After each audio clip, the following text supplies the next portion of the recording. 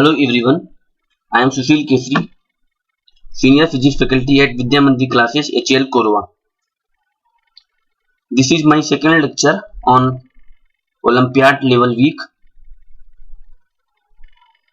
and today we are going to discuss Olympiad level questions on topic heat.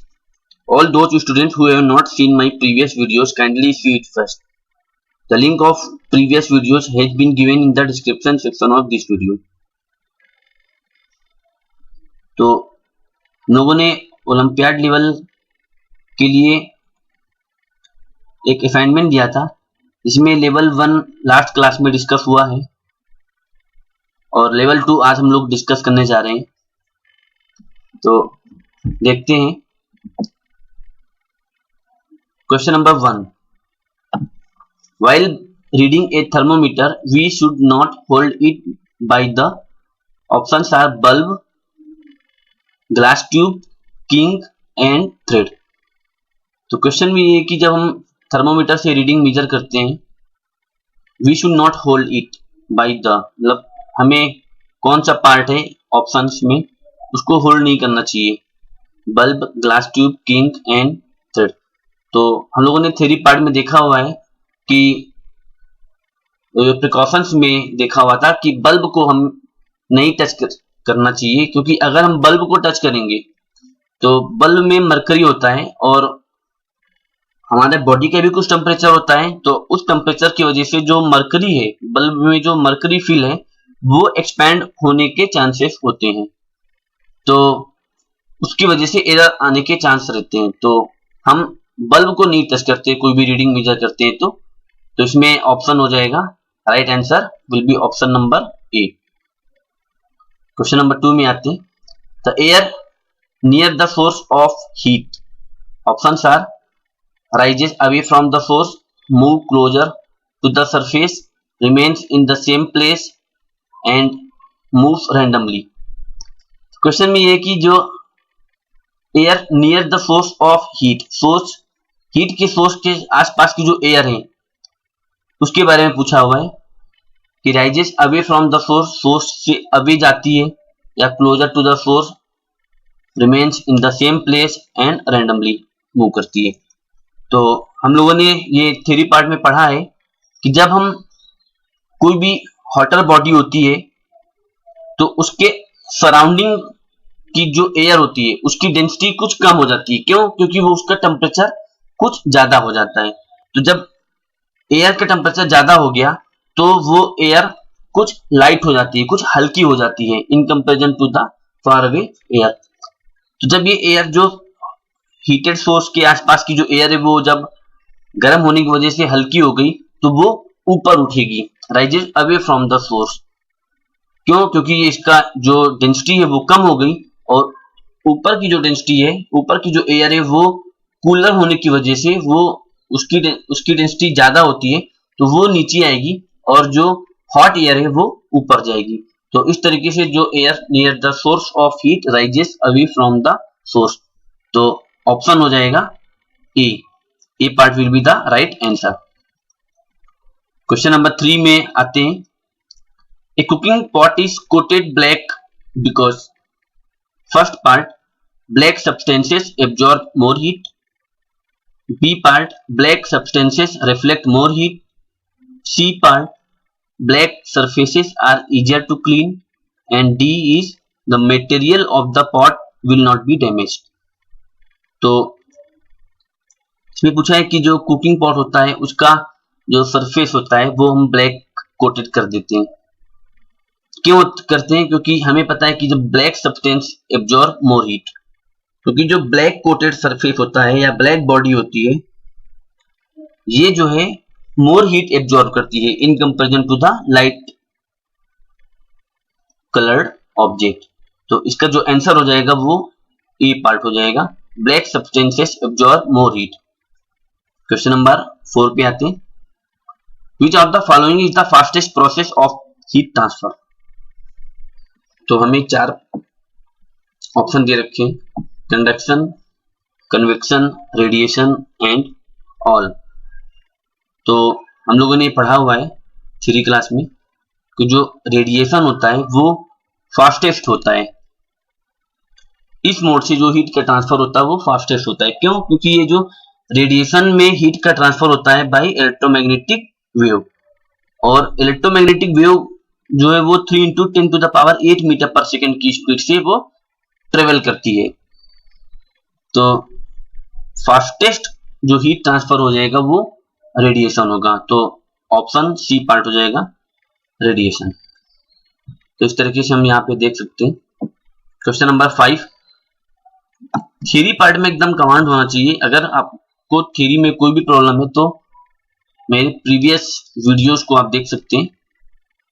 इसका link हम लोग description section में दे रहे हैं, आप उसको देखिए, क्योंकि जब तक थ्योरी नहीं क्लियर होगी तब तक क्वेश्चंस को करने में प्रॉब्लम आएगी, कॉन्फिडेंस नहीं आएगा। तो क्वेश्चन नंबर 5 पे आते हैं। What would happen to a hole in a metal sheet when the sheet is heated. तो एक मेटल की शीट है और उसमें एक होल है, होल में भी सर्कुलर रैंडम शेप। तो क्वेश्चन ने पूछा है कि जब शीट को हम हीट करते हैं तो होल के साइज पे क्या फर्क पड़ेगा। Options are it decreases in size, it increases in size, no change is seen, first increases and then decreases. तो कभी भी हम अगर शीट को हीट करेंगे तो शीट में किन्हीं भी दो पॉइंट्स के बीच का सेपरेशन वो इंक्रीज होगा अगर हम उसको हीट करते हैं। यही कॉन्सेप्ट होता है। ये कॉन्सेप्ट थर्मोमीटर में भी यूज होता है कि अगर हम हीट कर रहे हैं, बल्ब में जो मरकरी होता है जब उसका टेम्परेचर राइज होगा तो उसका लेवल ऊपर उठता है, वो उसका जो लेवल है वो एक्सपैंड होगा, मरकरी एक्सपैंड होगा तो उसका लेवल ऊपर होगा। तो यहाँ पर भी इसी कॉन्सेप्ट पर बेस्ड क्वेश्चन है। तो जो होल है, होल का साइज है वो इंक्रीज करेगा on increasing the temperature of the metal. तो होल का जो साइज है दैट इज रेडियस है या डायमीटर है वो इंक्रीज कर जाएगा। तो इसका आंसर जो हो जाएगा वो बी पार्ट हो जाएगा, it increases in size. Next आते हैं, which one among the following denotes the smallest temperature. तो ये टेम्परेचर कुछ हमें दे रखे हैं, हमें इनमें फाइंड आउट करना कि कौन सा टेम्परेचर स्मॉलेस्ट है। 1 degree Celsius, 1 degree on Celsius scale, 1 degree on Kelvin scale, 1 degree on Fahrenheit scale, and all are the same temperature. तो हमें डिफरेंट टेम्परेचर पे रीडिंग दे रखी है और हमें बताना कि कौन सा स्मॉलेस्ट टेम्परेचर है। तो सेल्सियस स्केल में 1 डिग्री, केल्विन स्केल में 1 डिग्री और फ़ारेनहाइट स्केल में 1 डिग्री। अब यहाँ पे तीनों डिफरेंट टेम्परेचर स्केल पे रीडिंग दे रखी है और हमें कंपैरिजन करना कि कौन सा स्मॉलेस्ट है। तो हम सबसे पहले काम क्या करते हैं कि सभी को किसी एक स्केल में कन्वर्ट कर लेते हैं। फॉर एग्जांपल सपोज हम सेल्सियस में सभी को कन्वर्ट कर लेते हैं। तो 1 degree Celsius on Celsius scale, तो ये 1 डिग्री सेल्सियस हो गया। ओके, केल्विन स्केल को हम सेल्सियस में चेंज कर लेते हैं। तो ये हमारे पास जो रीडिंग है वो 1 डिग्री है केल्विन स्केल में। हमें एक रिलेशन पता है, Kelvin equals to Celsius plus 273। ये कन्वर्जन का फॉर्मूला है, थ्योरी क्लास में पढ़ा हुआ है। तो हमें केल्विन स्केल की रीडिंग पता है, सेल्सियस में चाहिए। तो सेल्सियस इक्वल्स टू हो जाएगा K माइनस 273 और K की जगह पे हम 1 पुट कर देते हैं क्योंकि हमें 1 डिग्री पता है केल्विन स्केल में। तो C इक्वल्स टू 1 माइनस 273 हो जाएगा, that is minus 272 degree Celsius. तो इसको हमने सेल्सियस स्केल में इस तरीके से चेंज कर लेंगे। सिमिलरली फ़ारेनहाइट को भी चेंज कर लेते हैं सेल्सियस में। तो उसके बाद हम कंपैरिजन करेंगे कि कौन सा स्मॉलेस्ट है। तो हम देखते हैं कि जो 1 डिग्री केल्विन है ये स्मॉलेस्ट है क्योंकि माइनस 273 डिग्री सेल्सियस में आएगा ये, और ये तीनों में सबसे स्मॉलेस्ट रहेगा। तो इस तरीके से option B will be the right answer. आगे बढ़ते हैं। Question is 1 calorie equals to, तो ये हीट की एक यूनिट है 1 कैलोरी, इसको हमें चेंज करना है जूल में। तो ये हमें पता होना चाहिए कि 1 कैलोरी में कितना जूल होता है। 1 कैलोरी इक्वल्स टू 4.18 जूल होता है, और according to the given option option C will be the most appropriate right answer. 4.2 joule, कभी कभी हम लोग न्यूमेरिकल पर्पस के लिए 4.2 डायरेक्टली यूज कर लेते हैं, तो ये 4.2 जूल हो जाएगा right answer. 1 calorie equals to 4.2 joule. Next question में आते हैं, in convection the molecules, options are without themselves moving from their position, themselves move from one place to another, without themselves moving from one place to another, and none of these। तो convention में पूछा है कि क्या होता है। तो convention में हम लोगों ने 3 पार्ट में पढ़ा है कि जो भी पार्टिकल्स होते हैं, फ्लूइड के पार्टिकल्स होते हैं, तो एक प्लेस से दूसरे प्लेस की तरफ मूव करते हैं। पार्टिकल खुद मोबाइल होता है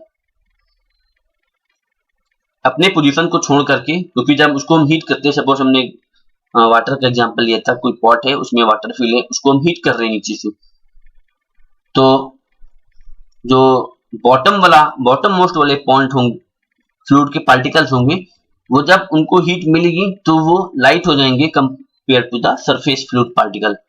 तो बॉटम मोस्ट पॉइंट से वो सरफेस की तरफ मूव करेगा और सरफेस से बॉटम की तरफ फ्लूइड पार्टिकल मूव करेंगे। क्यों? क्योंकि फ्लूइड वाला जो पार्टिकल जो सरफेस पे है वो कूलर है और कूल होने की वजह से उसकी डेंसिटी ज्यादा है और वो उसका वेट ज्यादा होगा, तो वो नीचे आएगा, और जो बॉटम मोस्ट वाला पार्टिकल गर्म होने की वजह से वो हल्का होगा और वो ऊपर जाएगा। तो इस तरीके से पूरा पानी जो है वो गर्म हो जाता है। तो यहाँ पे केवल बस यही कॉन्सेप्चुअल क्वेश्चन पूछा है। So in convention molecule themself move from one place to another, तो बी पार्ट आंसर हो जाएगा इसका। आगे बढ़ते हैं, thermal radiation travels through vacuum on, fill in the blank है लाइन। तो थर्मल रेडिएशन जो है वो वैक्यूम में जो ट्रेवल करता है वो उसका पाथ क्या होता है, ये पूछा हुआ है। तो हमें पता है कि जो वैक्यूम में जो हीट का ट्रांसफर होगा वो रेडिएशन के थ्रू होगा, और जो रेडिएशन होता है वो इलेक्ट्रोमैग्नेटिक वेव के थ्रू होता है। तो और इलेक्ट्रोमैग्नेटिक वेव जो होता है वो एक स्ट्रेट लाइन पाथ को फॉलो करेगा। इलेक्ट्रोमैग्नेटिक जो वेव है वो एक स्ट्रेट लाइन को फॉलो करेगा, तो इसका जो पाथ हो जाएगा वो एक स्ट्रेट लाइन होगा। तो इस तरीके से इसका जो आंसर हो जाएगा वो option A, that is straight. Question number 10 में आते हैं, Kelvin scale is also called as, options are Celsius scale, absolute scale, Fahrenheit scale, and D option is all of the above. तो केल्विन स्केल को हम absolute scale भी बोलते हैं, ये हमें पता होना चाहिए। तो इसका जो आंसर हो जाएगा वो ऑप्शन बी हो जाएगा। नेक्स्ट क्वेश्चन की तरफ बढ़ते हैं, the effects of heat on an object. तो यहाँ पे हमें हीट का इफेक्ट पूछा हुआ है कि अगर हम किसी बॉडी को, किसी ऑब्जेक्ट को हीट कर रहे हैं तो क्या चेंज आएगा ऑब्जेक्ट पर।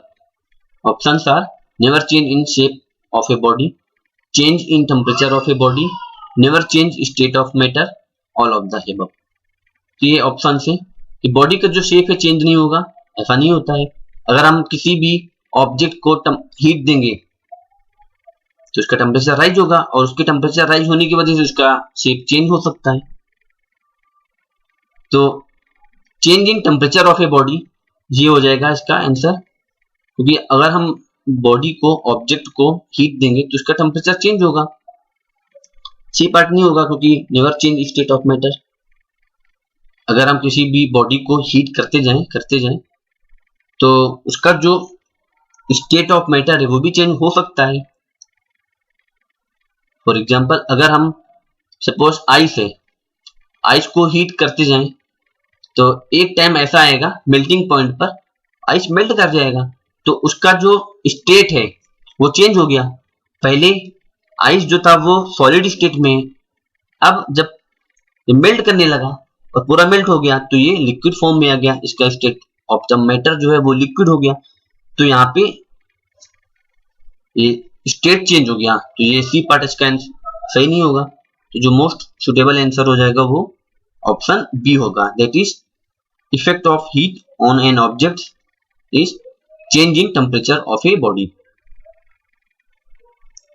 नेक्स्ट क्वेश्चन की तरफ बढ़ते हैं। Question number 12, stainless steel pans are usually provided with copper bottoms.